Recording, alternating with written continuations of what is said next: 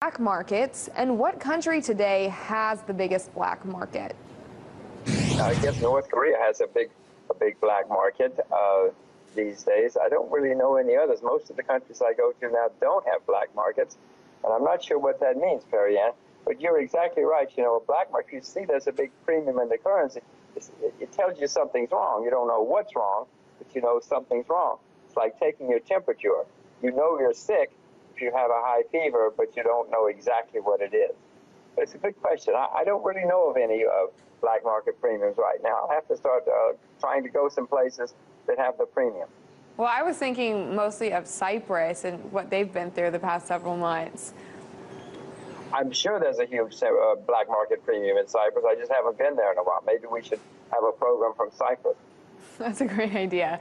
Well, you also talk about agriculture, and you've spoken out a lot about how until it's profitable to grow food, that we're not going to see today's farmers be replaced is obviously a huge problem. So, when do you see food prices on a global scale start to increase, and what do you think that we should do now to start to mitigate shortages? It's starting to happen now, Perry Ann. Go to the supermarket or go to a restaurant, and you will see that prices are starting to go up for food. We've got to do something now. I mean, that farmers around the world are dying and retiring. More people in America, for instance, Perry Ann, study public relations than study agriculture. We don't have any young people becoming, most young people are not becoming farmers. So these prices have to go up now, starting now, and they have to go up a good bit.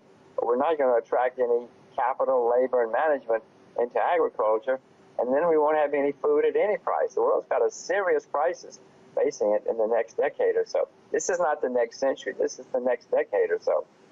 I want to talk to another industry, turning to gold. And now, you did correctly forecast the recent downturn in gold. 12 years up, it's a pretty good run. How long does a typical correction last in a secular trend? And how patient might gold bulls have to be? Well, normal corrections in stocks, bonds, anything, commodities, last a few weeks or a few months. Unfortunately, gold has been up 12 years in a row, and that's an anomaly. That's not the way markets work. So I suspect this correction in gold will have to last longer just to make up for the great period of the great 12 years. I don't know. I'm not smart enough to really know, Perry Ann. You should probably watch Prime Interest to get a better answer. I would suspect it's going to go on for a few weeks, months, maybe even a year or two. But then it's going to set a firm bottom, and off we go again with the bull market. Well, allegations of manipulation in the paper, gold, and silver markets are legendary in financial circles, and some of the conspiracy theorists have been completely vindicated in recent years. I know you're a long-term investor, but does this play into your decision-making in the gold markets? No, I'm very skeptical. I've been hearing those stories in gold and silver for at least 30 years, Perry Ann. They're not accurate if you ask me. If people are worried about the price of gold, they should look at India.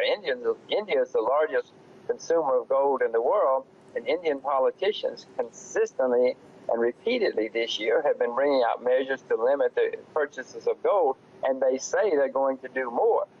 Now, when the largest purchaser of anything starts cutting back on demand, it has an effect. There's nothing conspiracy about it. It's what's going on in the world. People should watch Prime Interest or read the papers or watch what's happening in India. That's the largest customer, and Indian politics. They're wrong, by the way. They're wrong, but they're looking for a scapegoat. Politicians always look for a scapegoat.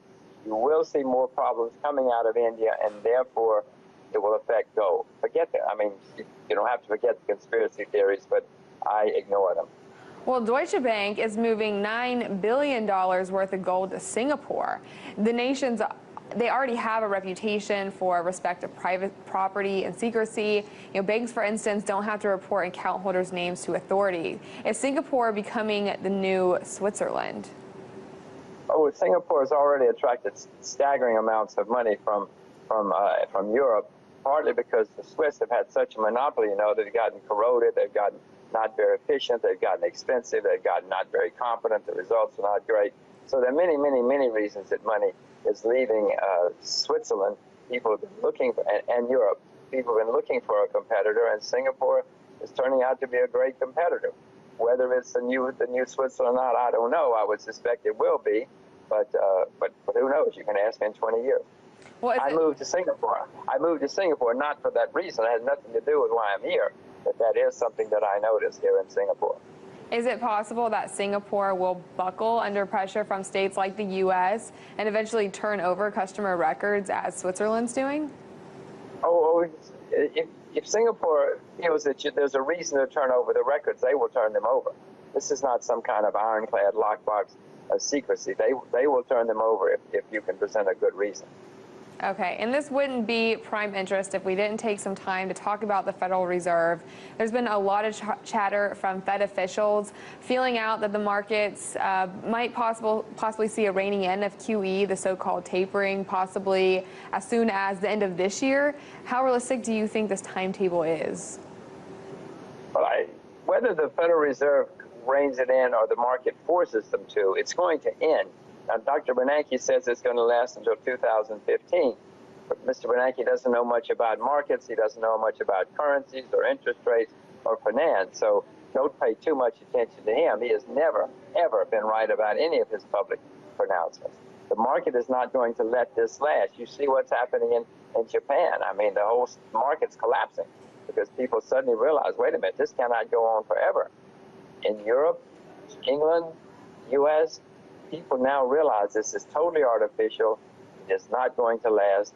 And whether it ends this year or next year, it's going to end because the market's not going to let it happen. Now, hopefully, it would be wonderful if the central banks around the world got their act together and stopped it because it's not good for the world. But even if they're not smart enough, the market will force them to eventually. After the break, we'll continue our interview with Jim Rogers, getting his take on the Far East. Then Bob English and I have a tasty menu of Fed policy tapering tapas you don't want to miss out on.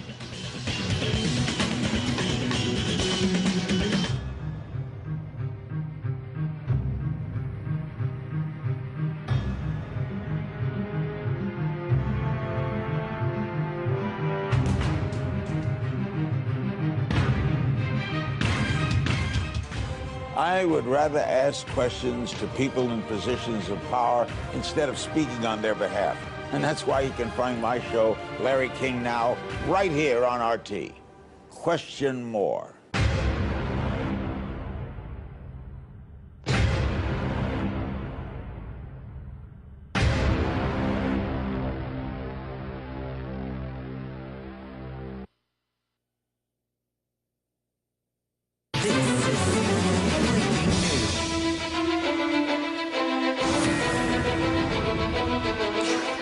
That was a new alert animation. It scared me a little bit. There is breaking news tonight. We are continuing to follow the breaking news. Alexander's family crying tears of joy and embracing each other that justice has been rendered in a court of law. Found Alive is a story made for the movies, playing out in real life.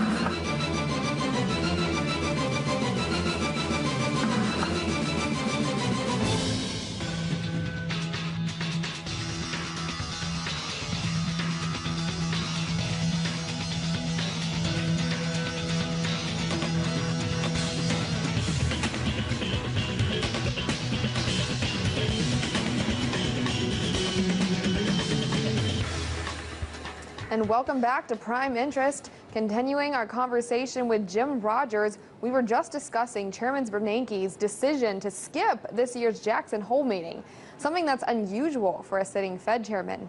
I asked him if he thinks this signals Bernanke is on his way out next January and won't seek a third term.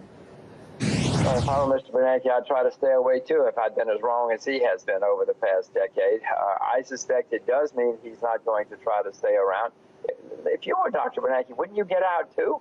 I mean, the results of this, when the reality sinks in the next couple of years, are going to be terrible. The world's going to have huge problems, and if I were Dr. Bernanke, I wouldn't want to be around either. I want to leave it to somebody else and blame it on them. But it's his problem. He's the one who's caused this job. If anybody, he and Dr. Greenspan are the two culprits that have really messed up the world in the last decade. if I were Bernanke, I'd try to get out too. Well, let's go back to Japan, who has embarked on the most aggressive monetary and fiscal stimulus program in their history, so-called Abenomics. Initially, the yen weakened considerably, over 25% against the U.S. dollar, and the Japanese stock market went up. But there's been incredible volatility in their bond markets, and now the Nikkei has given up significant gains. What's going to happen next over there? That's an extremely good question, Perriette. If I was smart enough to know that, I'd be rich, wouldn't I? If it's that easy. Mr.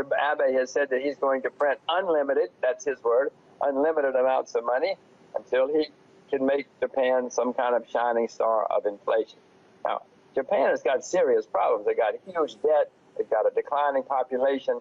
I suspect when we look back in 20 years, this will be, the end of Japan, and everybody will lay it at Mr. Abe's feet. Debasing your currency is something that sometimes works in the short term, but in the long term, it's always ruined economies. It's always ruined countries. France tried it, Italy tried it, Greece tried it. Many people have tried it for decades. It has never led to good things. And so Mr. Abe is ruining Japan. What's going to happen in the short term, I don't have a clue. I don't own any Japanese shares. I've sold all my Japanese shares. I own a little bit of yen just because it went down so much. I'm hoping it's going to rally.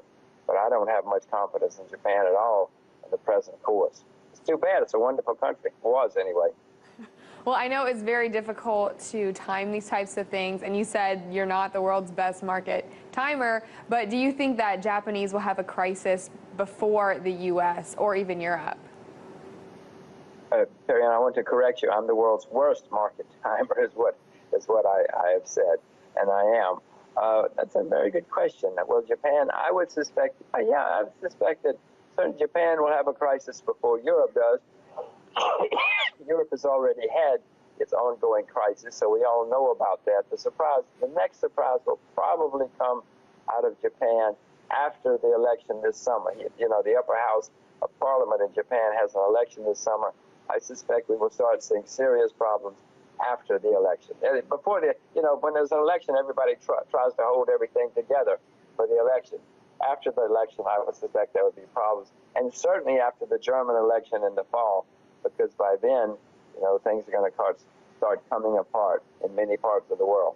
Yeah, excuse me, you said you're not the world's best market timer, but you also noted the slowdown in the Chinese economy and how this has depressed commodity prices, but you're also on record as being bullish on China and their currency, the renminbi in particular. So what do you see as the middle ground here? I mean, how bad could things get in China, and what would need to happen to finally see them depeg from the U.S. dollar? Boy, if I were China, I would do it by 2010 or 2011 or 2012. Just shows you how much I know about when they're going to depeg. The Chinese have no reason not to make their currency convertible now. I'm not Chinese, so obviously they're going to do what they want to. I would expect it to come any time. Now, they've been making more and more strides towards opening it up in recent months. I mean, they've been opening it since 2005, and in recent 2013, they've certainly made a lot of progress towards making it open and convertible. It could come any time, probably in the next 2 or 3 years at the pace they're going. The Chinese have slowed down their economy for good reasons. They have inflation, they have a property bubble, and they've said we're going to do something about it. It seems that they are doing something about it, and as you know, their customers, America, Europe, Japan, have slowed down, so it's not a surprise to me. All you got to do is watch prime interest to read the newspapers, and you would know that there's a slowdown in China. Perian, why can't China have a recession? I mean, in the 19th century, as America was rising, we had 15 depressions with a D, and yet we did a pretty good job in the 20th century. So China can certainly have slowdowns. The idea that China cannot have a recession is poppycock. And that was my interview with Jim.